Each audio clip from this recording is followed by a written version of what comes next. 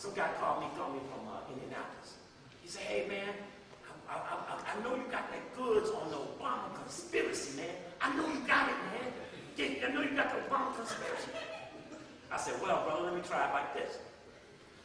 We've been here 500 years. I want you to rank Obama as an exploitator of black people from 1 to 500. Which one is it? 1 to 500. We've been getting exploited in this country for 500 years. I say there are 500 of them that got us real good. Now, I want you to tell me which one Obama is. Brother said, well, man, I'm suspicious, man. He might be under the influence of white people. I said, well, where do you work, my brother? He said, I work for Simon Properties. I said, Simon Properties, isn't that one of the biggest white real estate men? He said, yeah. I said, so you're going to say Obama's under the influence of your boss? And he said, oh, I get it now. If you raise a question about the white influence, don't be under white influence when you raise it. Because you be psychopathic nigga when you get to me.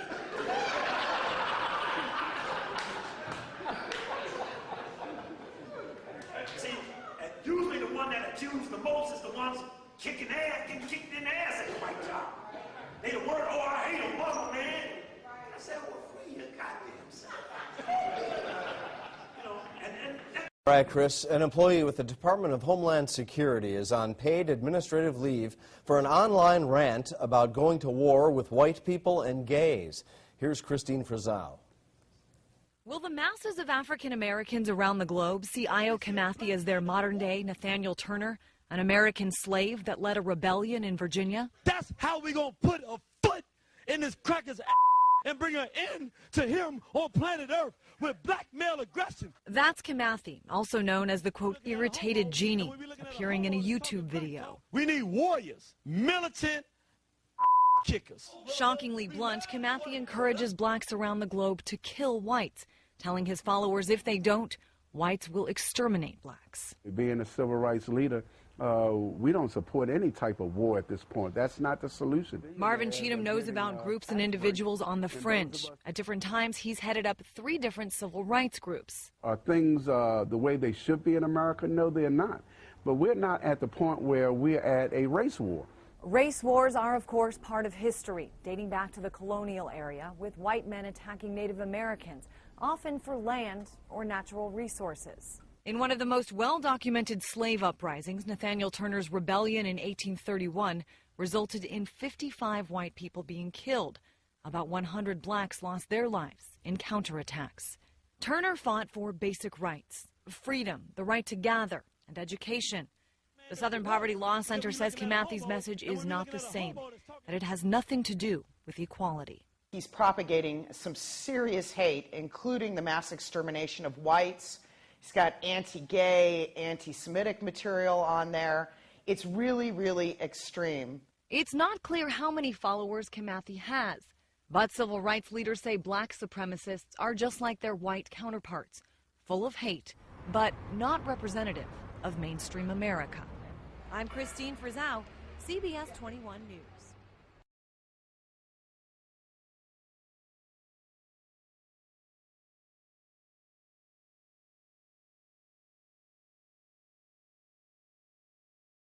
Yeah, so, I want to ask you one more question. I'm going to let you go. I'm sorry for keeping you. But I asked you last week about the Irritated Genie of Southeast. You ever heard of him, War on the Horizon? Supposed black supremacist that worked at Homeland Security. And he came out, they busted, like Southern Poverty Law Center came out with an article and CNN and all these people saying that, how can a guy like that work at Homeland Security, a high security place? Well, if Thurgood Marshall worked for the FBI, you can get people to do anything. As Malcolm X said, by any means necessary. At this point, I question the whole purpose of the Black Panther Party.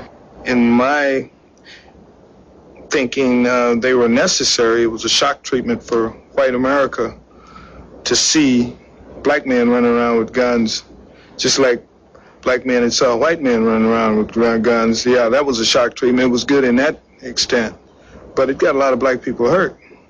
My recruitment by the FBI was very efficient, very simple, really. I'd stolen a car and went joyriding over the state limit, and they had a potential case against me.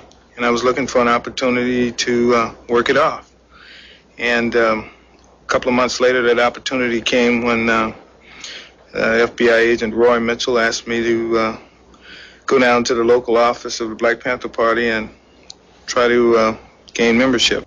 We tried to develop negative information to discredit him, just like we did everybody else. We, meaning the FBI, I tried to come up with signs of him doing drugs or something, and never could. He was clean. He was dedicated. I've had private conversations with him. We got along pretty well. 2 weeks later, a gun battle on Chicago's South Side further escalated tensions. A former Panther and 2 policemen were killed. The deaths provoked a response from informant William O'Neill's FBI contact. Mitchell became more specific during that time.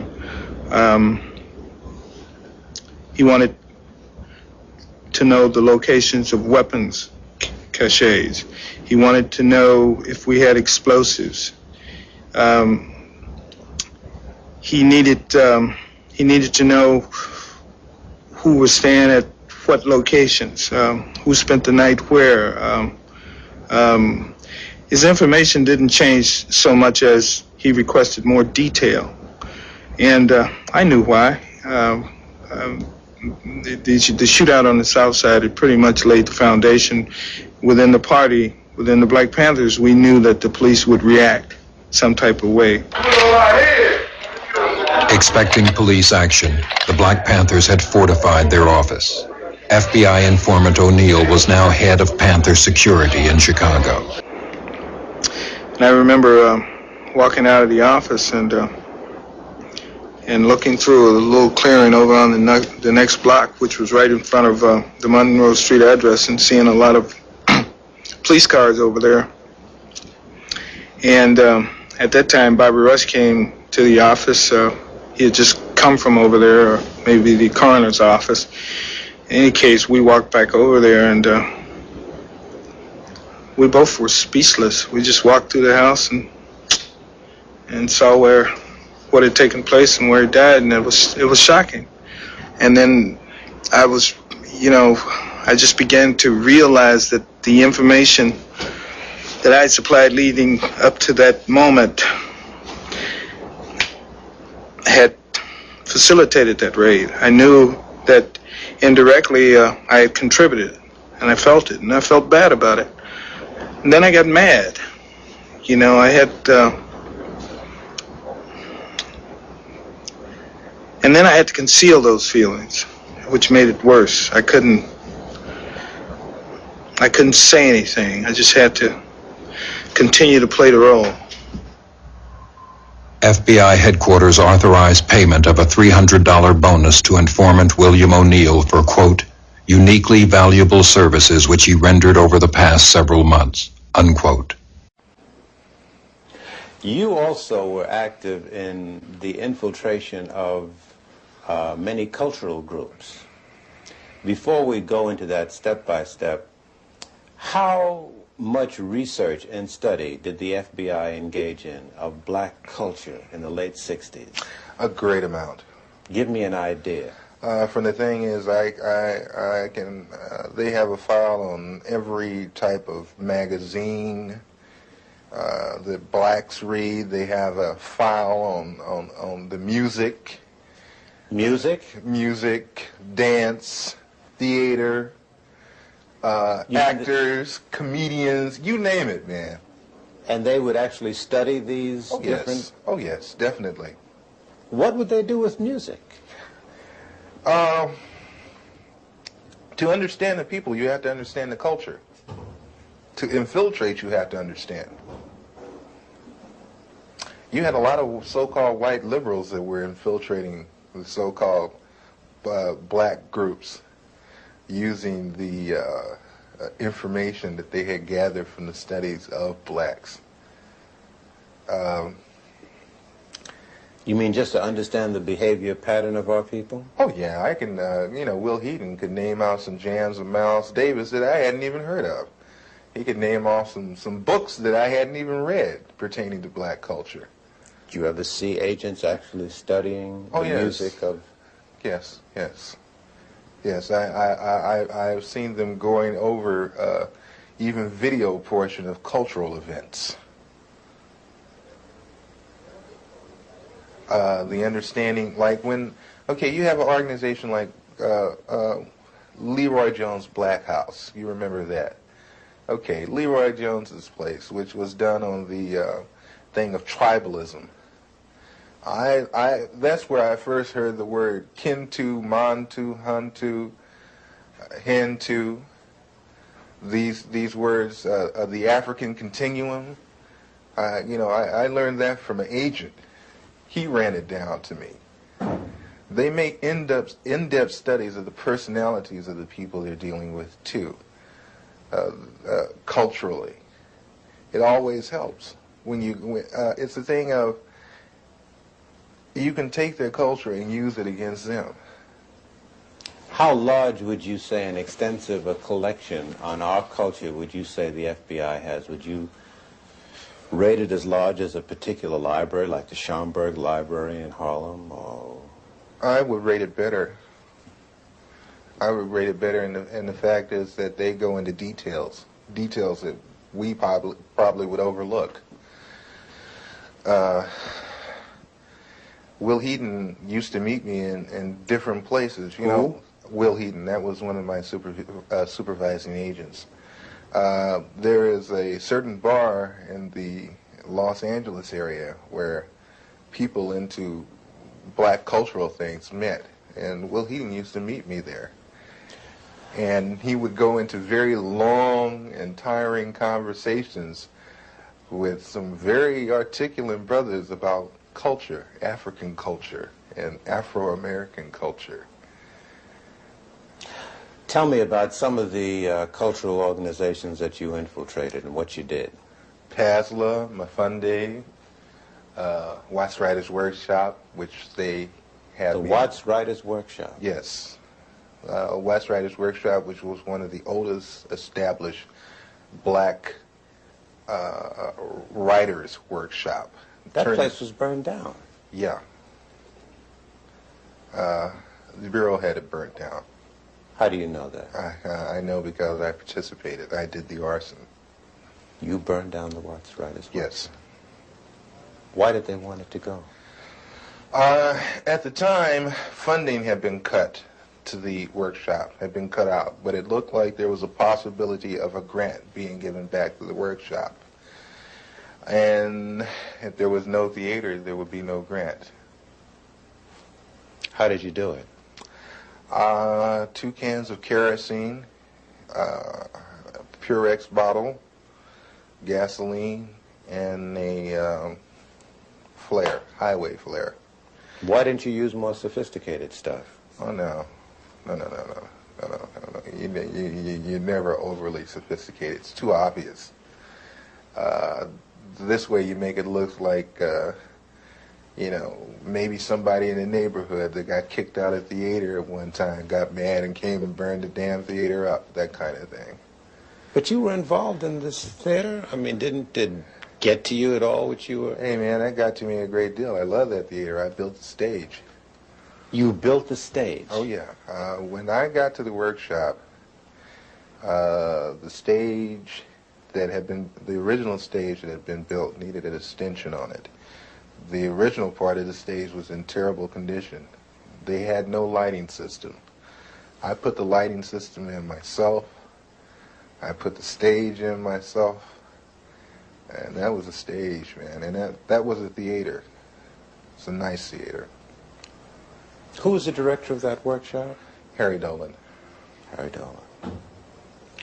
Some very, very well-known artists supported that workshop, gave money to it. Some very well-known artists came out of the Watts Writers Workshop. Glenn Tubman, Yaphet Kotto.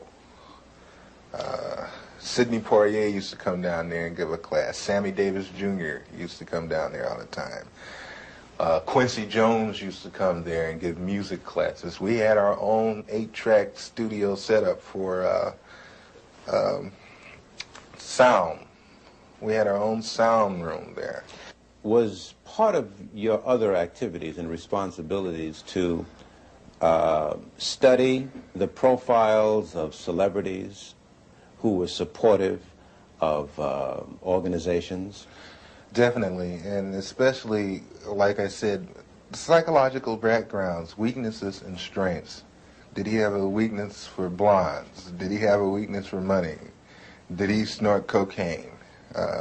Did he smoke marijuana? They even get into, and that's one thing the Bureau loves, is their sexual background. They have files and files on different blacks, not only celebrities, but a lot of others, sexual activity. What would they do with this information? Oh, that's used as a weakness. So they would feed to these weaknesses? Yes. Did you see that happen? Oh, yes.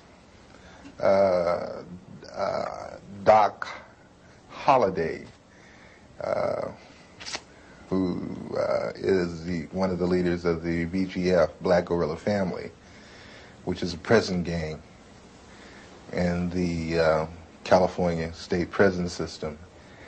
Upon his release from prison, a certain sister made herself known to him at a nightclub, whereupon he moved in with her, and she picked up names, telephone numbers, information, that kind of thing. That lasted for a good 3.5 months. Was this an unusual thing, or did this happen often? No, that happens all the time. Did you yourself get involved in doing that? Yes. Give me an example. There was a gentleman that was on trial in Los Angeles that belonged to the BLA that had been busted in a southern state for a bank robbery, but was brought with 2 other people to Los Angeles to stand trial for the machine gunning of a police officer in Los Angeles. I was supposed to worm my way into the affections of his sister, and whatever it took to get the information that I needed as far as what kind of defense they planned to use as to turn this information over to the federal prosecution. Did you do it? I got the information, and thank God I didn't have to go through with the actual thing of sexual activity. What do you mean, thank God? The sister was rather unappealing. And welcome back, family, to another wonderful edutainment edition of the Artists Present We All Be Radio. I'm your host for the empowerment segment, R2C2H2, the Artist, also known as Brother Ron. And we got a bomb burner for you today. Got a very special show. But I believe every show is special in its own way. It's a blessing to be here with you all today to put on this format. So please feel free, family, to join us by calling in at area code 646-652-4593. That's area code 646-652-4593. If you're scared to get on the air, we're about to open up the chat room. About to come live on the chat room. You can type in your questions or comments or whatever you want, and you never know, it might be read on the air to our distinguished guests. Today's topic, of course, is the spook who knocked down the door. Once again, today's title of the segment is The Spook Who Kicked Down the Door. Interview with the Irritated Genie. If you've been in a lamp for a while or under a rock, you should have been knowing what happened this past summer was very hot. Brother A.L. Kamate, also known as the Irritated Genie, was quote-unquote outed by the Southern Poverty Law Center and the establishment media for working in the Department of Homeland Security. They accused him of being a black supremacist. So we'll be having the guy on, known as the Irritated Genie, to talk about his perspective and some things you might not know about that happen behind the scenes as it relates to his quote-unquote outing. And also he will discuss people's perception of him in the community as being a secret agent, double agent, whatever you want to call it, agent provocateur, as well as his ideology, philosophy, and some other things. It should be an interesting show, everybody. Once again, we're about to get ready, get down, get dirty, and get blessed. Scholars and laymen, ladies and gents, boys and girls, change agents, and double agents of all types. I bring forth none other than the person that I truly, regardless, I want to say this. I know I had a disclaimer. The views of my guests are not necessarily, or is the views of We All Be Group Incorporated. I just want to put that out there because I get a lot of calls or emails from people saying that, hey, you know, why so? But I believe this. I believe in freedom of expression. I don't believe in censorship. I believe that if a person stands by what he or she says, then they have the right to air their opinion. If they own it, they have a right to share it or to show it. So I don't have no problem with that. But I do have a problem with people who consider themselves to be, quote-unquote, liberal or open-minded, but yet every time they want to shut down somebody else who don't share their same opinion or point of view. So this is what I'm all about, freedom of expression and no censorship. So without further ado, I give you the one and only Brother Irritated Genie of Southeast. How you doing today, sir? Doing fantastic. Appreciate the introduction, my brother. I try my best as I can, but you are something else, man. You are, like what Duke Ellington say, another Washingtonian beyond category. And I just, like, you know, I saw the things that broke over the summer, and I was kind of questioning the timing of it all and why now. I just want to give you a chance on my platform to talk about some of the things that went down and also your point of view. Yeah, for people that know, part of War on the Horizon, an organization of Africans who are working to protect the future of African people.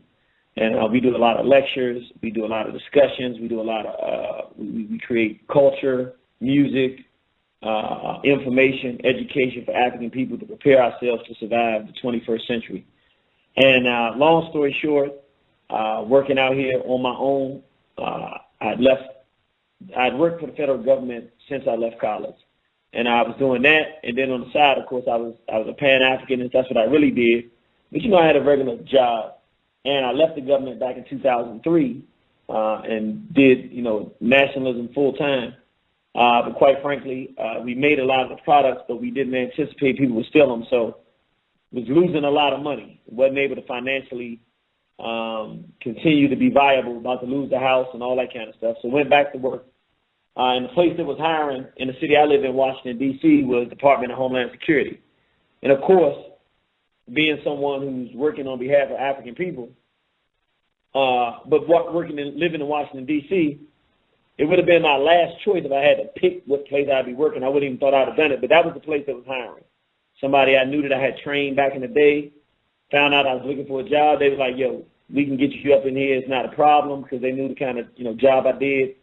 So I came in there, went in there, was doing fine, had some issues with some of the managers. Was about to leave. They wanted me to stay. They moved me to a different position. And it was a position I liked. Basically, I was protecting small businesses. So they moved me to a position where I'm protecting small businesses from being able to be harmed. And long story short, in doing that, you run into a lot of corruption. Like, you don't understand how much corruption and theft and racism. I'm talking about, we think of the police pulling over a black person, brutalizing them, as the prototype of racism in this country. But racism is on all levels.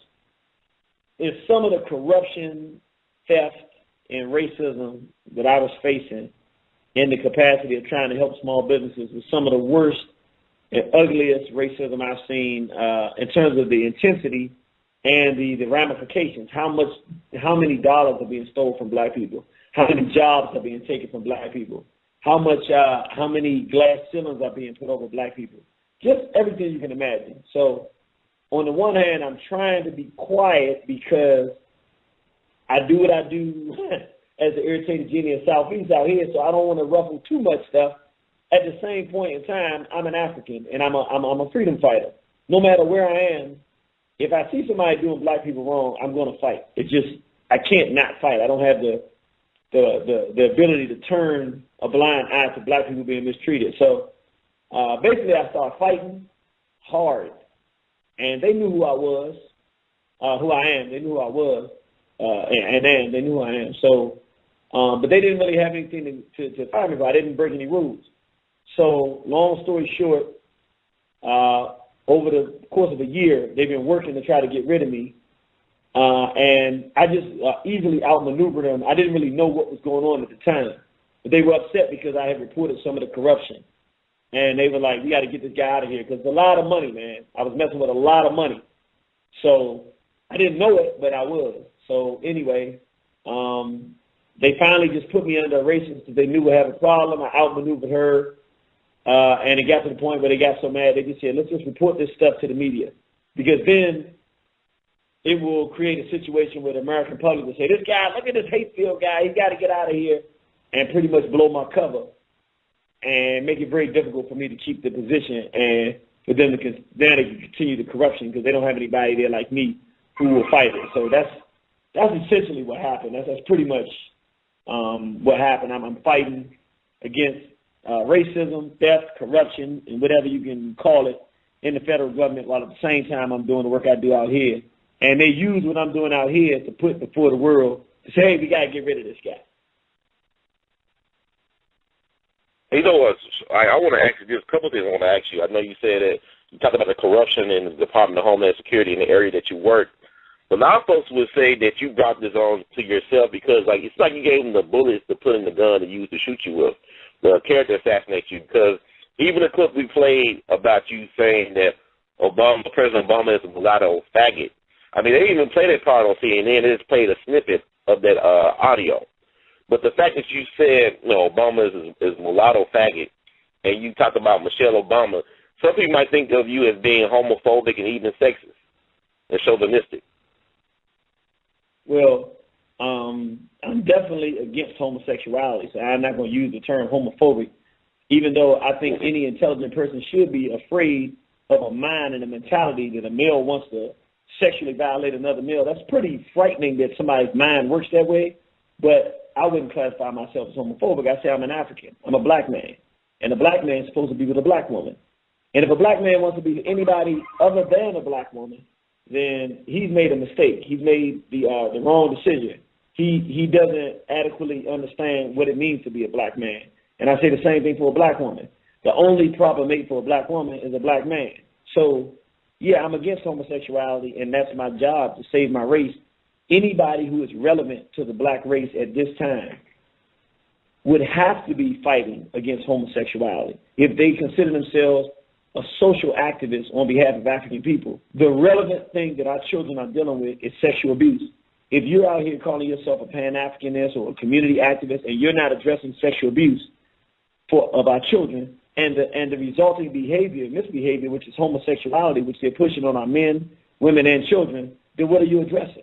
And so, in that capacity, to some degree, I did bring it on myself because the job I was working was just a job. That's how I financed my ability to save my race. But at the end of the day, the job is used to save the race. It's used to finance to save the race. It's not that I use the nationalism to do nothing for the job. So who I really am is the African trying to save my race. That's just the way that I finance it. So if I had to say something that would be used against me at the job and say you got to go, but then I just have to go. Or whatever happens, but at the end of the day, my job is my fiduciary responsibility is to my race. I can't say, well, I would say this. Well, I could, but I just choose not to. I could say it, but I'm not going to say. I could say that homosexuality is killing our people, but if I say that, then I'm attacking a whole infrastructure that's trying to destroy my people. So I'm not going to do that. I'm going to keep my job.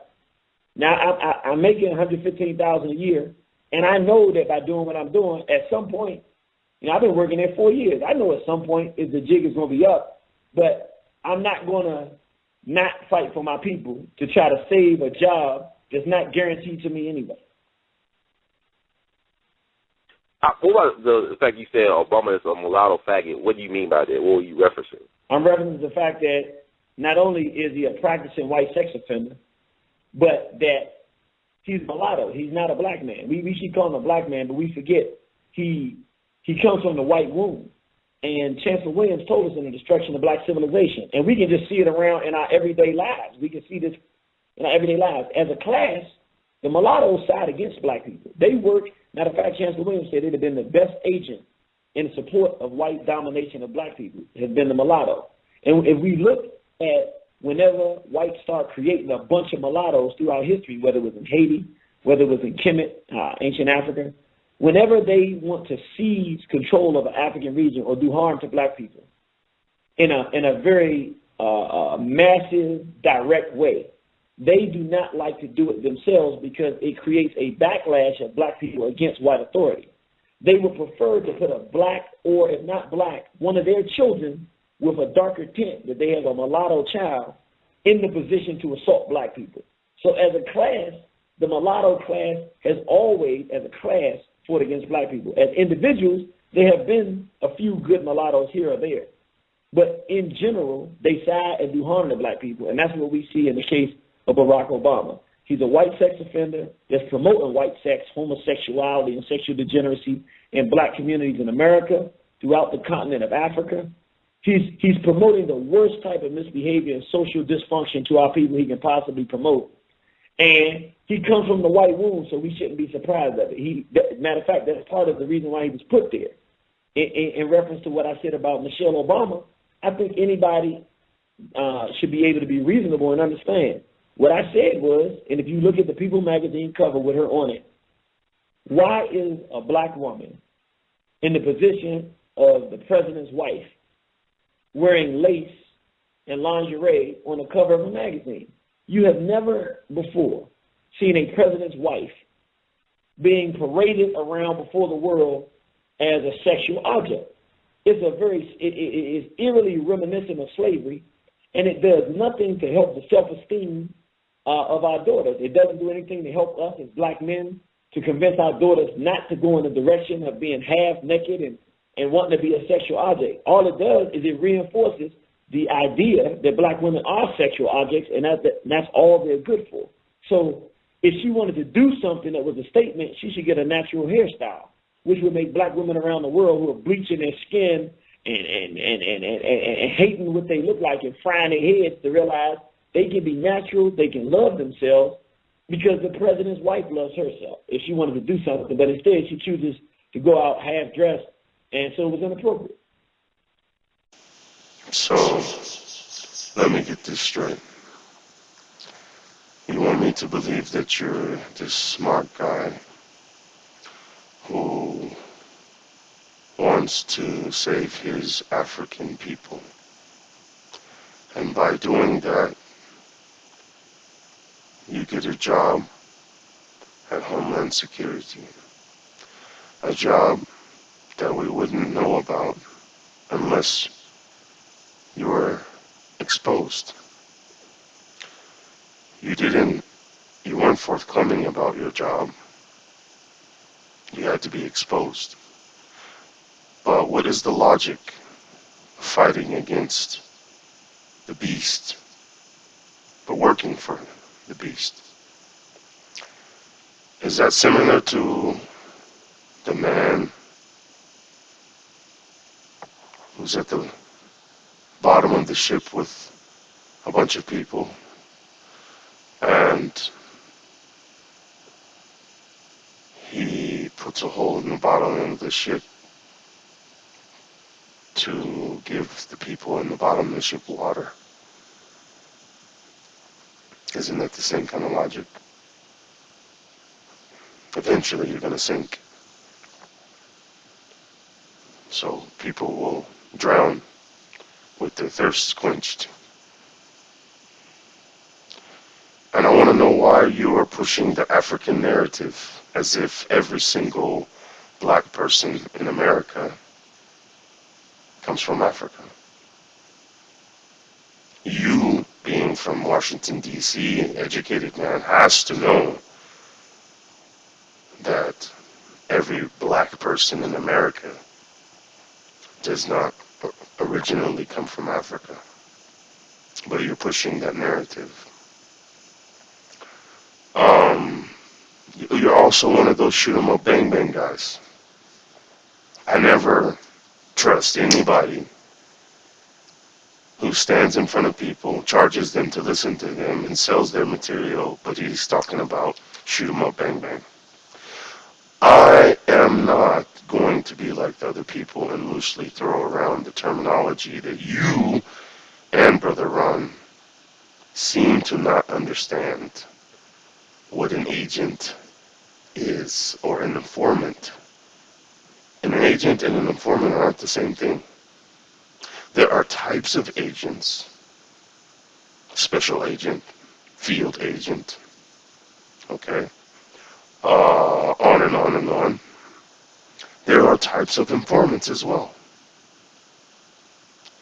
Agent provocateur is what it says, the agent who provokes.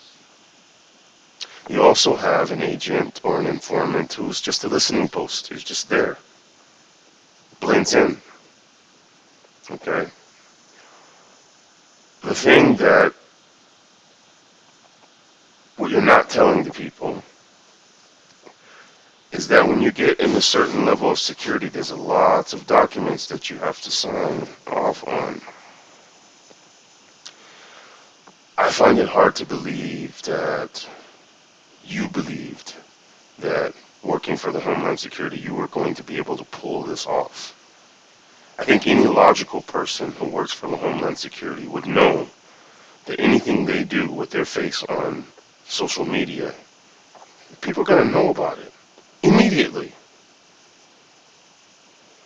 So you complain so much about the beast, but you went to work for them, make them stronger. Oh, you wanted to bring out corruption? Okay, fine. That's whatever. But is that good money to fund your cause with? So in your case, all money is good money. So that means you're the deal-taking type of guy. You have a price. I believe real men don't have a price. You take a real heterosexual man and you put billions and billions of dollars of cash in front of them, and you never violate his manhood. Because the money isn't important. Money is not more important than integrity. This scenario, whatever it really means, lessens your integrity. Not to mention, over time, just like I compare you to Asara Sunseri, over time, your rhetoric has changed.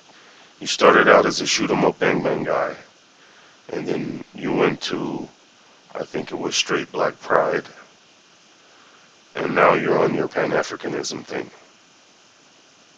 So this, to me, it just smells like subversive movement, you know. And it's not the first time in history, but I don't like your explanation of agents and what they do and how they function. It just means you don't know, or you're deceiving people. Because are you going to tell me that there are no people that work a regular job at Homeland Security, FBI, CIA, DSA, ICE, any of those, ATF, U.S. Marshal, in which they have an above-the-ground job and a below-the-ground job? And that below-the-ground job is on a black budget. I mean, it's a allocated budget to specific individuals within the government to accomplish certain tasks. Are you going to tell me that doesn't happen? I'm not saying it happened in your case, but you can tell me that it doesn't happen. That's what you were alluding to in this interview with Brother Ron. That it couldn't possibly be because of this, and this. That's bullshit. Sorry. And I know, you guys, this is old. But as I told you, I'm backed up. And this was supposed to come out at the time, 5 years ago. That's how you show you how backed up we are. But at the same time, I haven't forgotten. So those people who are involved into these feel-good movements, that's all it does. They're not doing shit. You just go listen to them and feel good and leave. It's just like a church.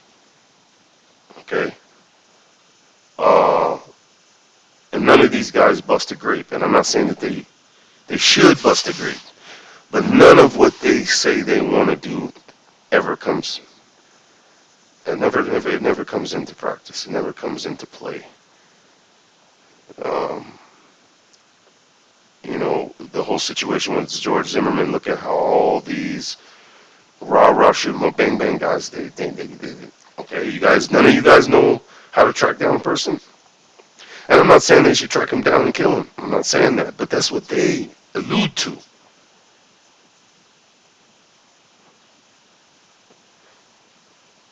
I just believe that people's words weigh heavy on the scales. So you just gotta, like I tell you, stay in the game. Everything will fall in its place. And most people count on you not knowing the past. There's people I know, I would assume, that listen to Irritated Genie and don't even know. They caught on to him late. They don't even know about this story. Why? Because he has tons of videos. The YouTube purge happened. And you just can't find a lot of stuff that you could a few years ago. I'm just telling you people, those of you who are paying attention, be aware of these individuals, because believe me, in 2018 is way more complex and deep than you think. And you just need to know the personality types. People that are willing to take oaths, people that are willing to take deals, people that have a price. Trust me, and they may be leading you down the wrong direction. Just stealing your mind, stealing your time away from the important things in life. Okay? Dr. Anonymous, back at your ass again. This is the Underground Research Institute.